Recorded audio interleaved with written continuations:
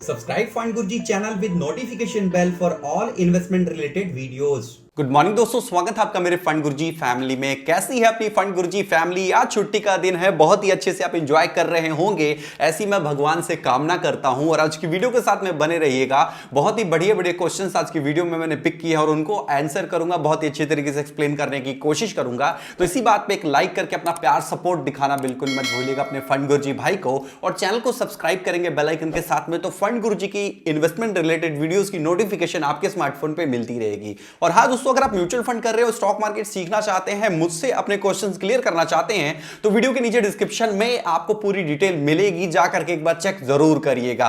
तो आ जाते हैं अपने सबसे पहले क्वेश्चन के ऊपर। तो सबसे पहला क्वेश्चन आया है शिवम जी की तरफ से। शिवम तनेजा जी ने काफी अच्छा क्वेश्चन पूछा है। मुझे लगा कि ये क्वेश्चन जो है आपको Q&A में जरूर इसका रिप्लाई देना चाहिए ताकि आपको भी पता चले।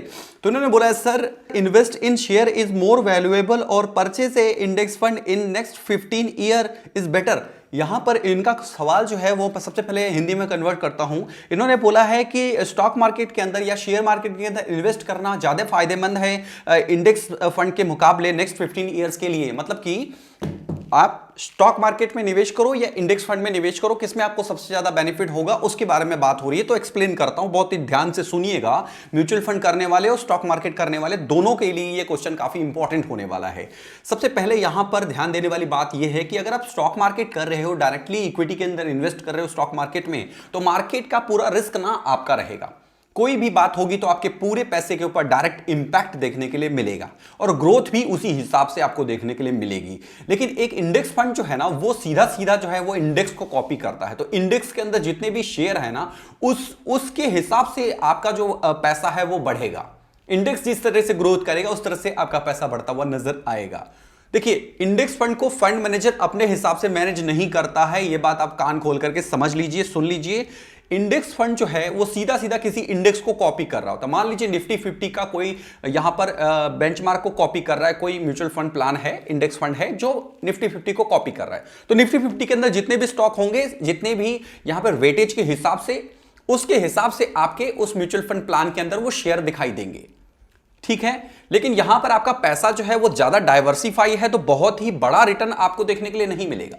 अगर आप स्टॉक मार्केट में बहुत अच्छी तरीके से रिसर्च कर लेते हैं, फंडामेंटल पढ़ लेते हैं और अच्छी तरीके से सेलेक्ट करके अगर आप स्टॉक मार्केट में इन्वेस्टमेंट करते हैं, तो इंडेक्स फंड के मुकाबले आपको ज्यादा प्रॉफिट होने देखने के लिए मिलेगा।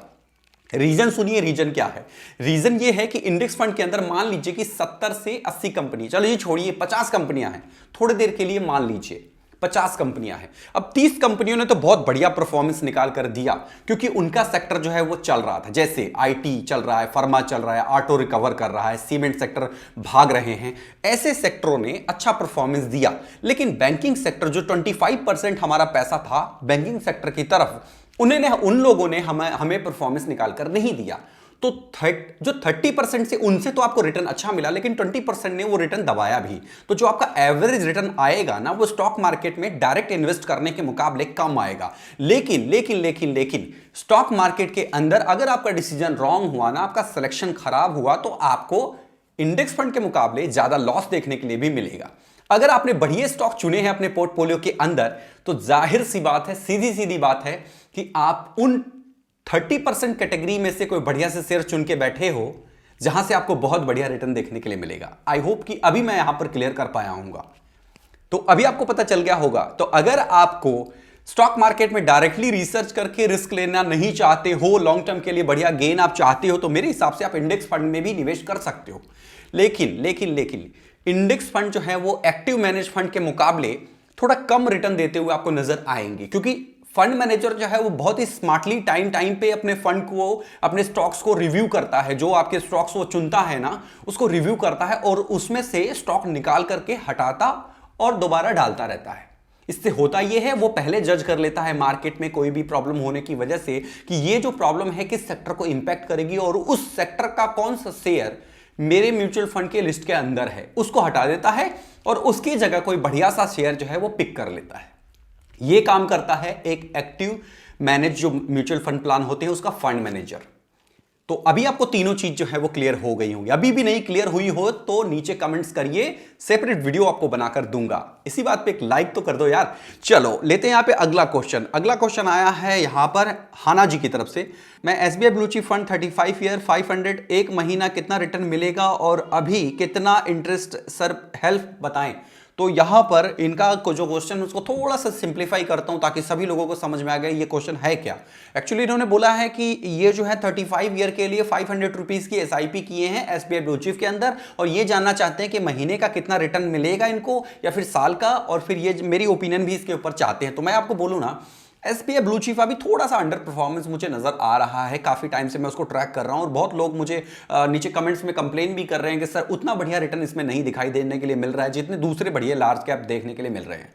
तो आप एक काम भी कर सकते हो, अगर आपका परफॉर्मेंस कोई फंड है जो 2-3 साल से परफॉर्मेंस आपको नहीं दे रहा है तो उसकी एसआईपी को स्टॉप कर दीजिए।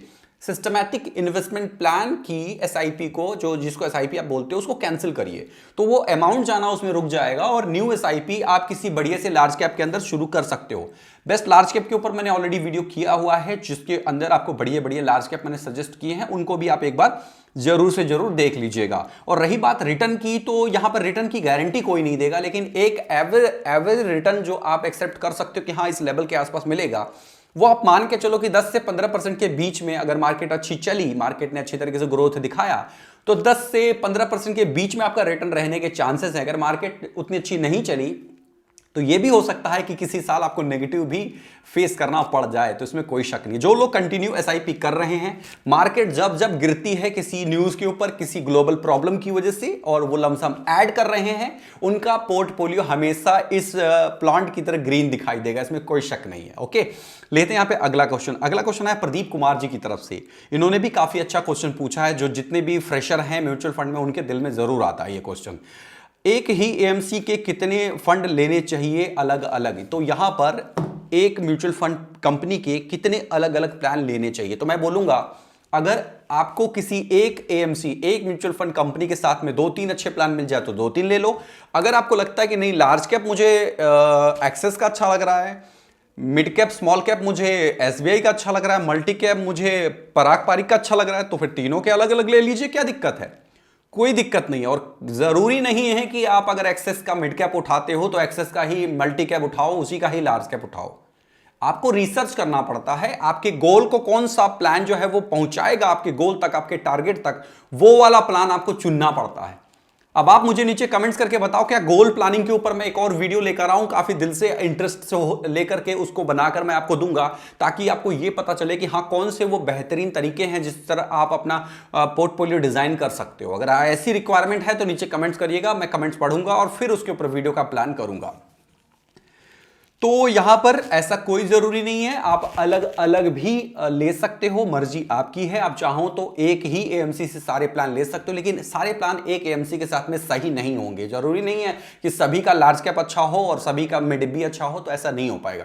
आप अच्छे से रिसर्च करके ऐसा करिएगा। ओके, लेते हैं यहाँ पे अगला क्वेश्चन। अगला क्वेश्चन आया है प्रियाजीत जी की तरफ से। सर लमसम इन्वेस्ट करना चाहते हैं तो क्या मिड कैप पे इन्वेस्ट करें 50K, मतलब 50,000 30 ईयर्स के लिए? तो यहाँ पर इनका क्वेश्चन जो है ये है कि लमसम इन्वेस्ट करना चाहते हैं मिड कैप के अंदर, 50,000 इनके पास पड़े हुए हैं और 30 साल से ज़्यादा का टाइम इनके पास है।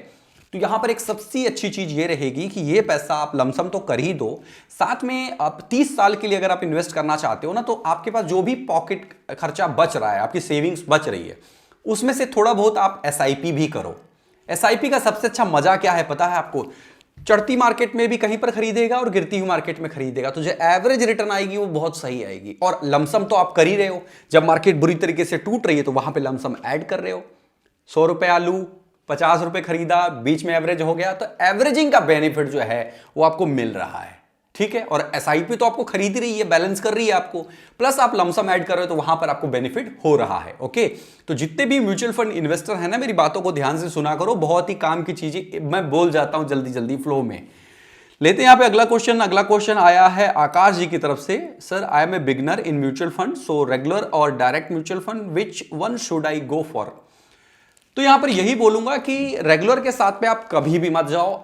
अगर आपको म्यूचुअल फंड आपके एरिया में नहीं है, आप ऑनलाइन खुद से नहीं कर सकते हो, बिल्कुल आपको नहीं आता, आपको कोई भी एप्लीकेशन चलाना नहीं आता, आप अपना पैन कार्ड, आधार कार्ड, अपनी नाम डिटेल, बैंक डिटेल ये सब नहीं भर सकते, तो आप रेगुलर के साथ में जाओ, कोई दिक्कत नहीं है। क्या होता है 1-1.5% जाएगा, लेकिन सारे काम जो है वो कोई करके तो दे देगा आपको प्रॉब्लम तो नहीं होगी।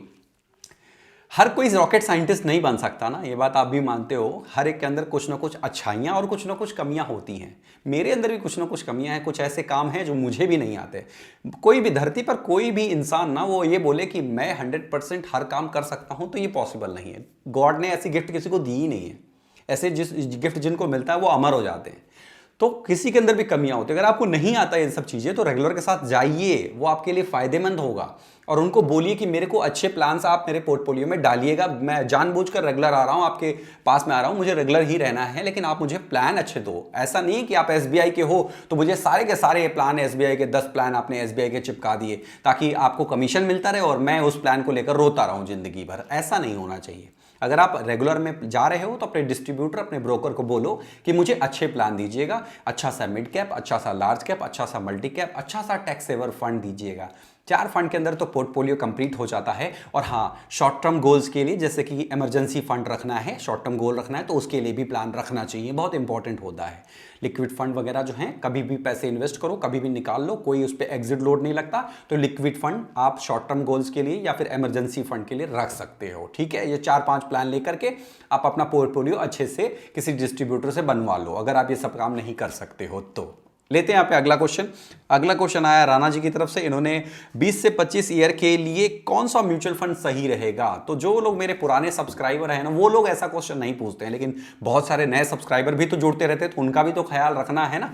तो ऐसे लोगों को मैं यही बोलूंगा कि 20 से 25 साल के लिए अगर आप एसआईपी के माध्यम से इन्वेस्ट करना चाहते हो, लमसम भी बीच बीच में ऐड करना चाहते हो, तो मिड कैप के साथ में जाना आपके लिए बहुत बढ़िया रहेगा। इतने टाइम के लिए मिड कैप तो आपको बहुत जबरदस्त रिटर्न दे सकता है। आप बिलीव नहीं करोगे कि आप अगर यहां पर 5 से 7 हज़ार रुपए पर मंथ लगाओ ना, तो 20 से 25 साल में आप करोड़ रुपए पार कर जाओगे। तो मेरे हिसाब से आपको अच्छे से मिड कैप के साथ में जाना चाहिए। और मिड कैप को लेकर के मेरी जो सजेस्टेड स्कीम है, प्लान्स हैं, उनको लेकर मैंने वीडियो की हुई है। मेरे चैनल पर थोड़ा सा आपको विजिट करके आपको भी मेहनत करना पड़ेगा। ओके, लेते हैं यहाँ पे अगला क्वेश्चन। अगला क्वेश्चन जो आया है वो आया है संजीव जी की तरफ से। इन्होंने कौन सा म्यूचुअल फंड में इन्वेस्ट करने से ज्यादा प्रॉफिट मिलेगा, सो प्लीज टेल मी। तो यहां पर इनका क्वेश्चन जो है ना, बहुत सारे लोगों के दिमाग में आता है कि कौन सा प्लान लिया जाए कि मेरे पोर्टफोलियो में 20-20%, 30-30% का रिटर्न दिखाई दे।